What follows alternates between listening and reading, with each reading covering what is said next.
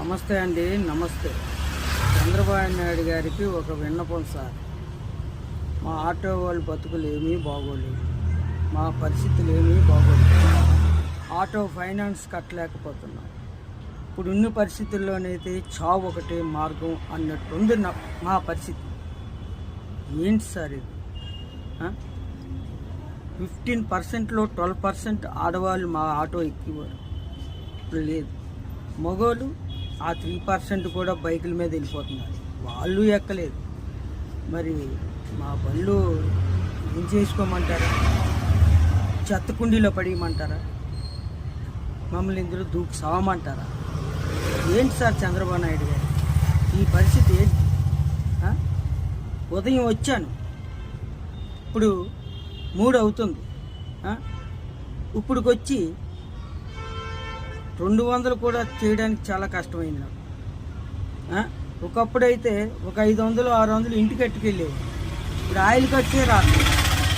ఏంటి సార్ చంద్రబాబు నాయుడు గారు, ఆయిల్ ఖర్చు కూడా రావట్లేదు. మీరు మాతోటి ఇలాగ ఆడుకోకండి, ఎందుకంటే మా పరిస్థితిలో ఇలా ఉన్నాయి. మాతో ఆడుకోకండి ప్లీజ్. అలాగే పవన్ కళ్యాణ్ గారు కూడా ఆలోచించాలి, మా ఆటో వాళ్ళ కోసం ఆలోచించి మంచి నిర్ణయం తీసుకోవాలి. ఓకే అండి. ఎందుకంటే కనీసం ఆటో వాళ్ళకి ఏదో ఒకటి పోషణ కల్పించండి, ఏదో ఒకటి పోషణ కల్పించండి అని నేను వేడుకుంటున్నాను చంద్రబాబు నాయుడు గారికి. ప్లీజ్ అండి, ఆటో వాళ్ళకి ఏదో సాయం చెయ్యండి. ఎందుకంటే లేకపోతే మట్టుకు ఆటో వాళ్ళు రోజుకో చావే చూస్తూ ఉంటారు. ఎందుకంటే పరిస్థితి అలా ఉంది తెలుసండి.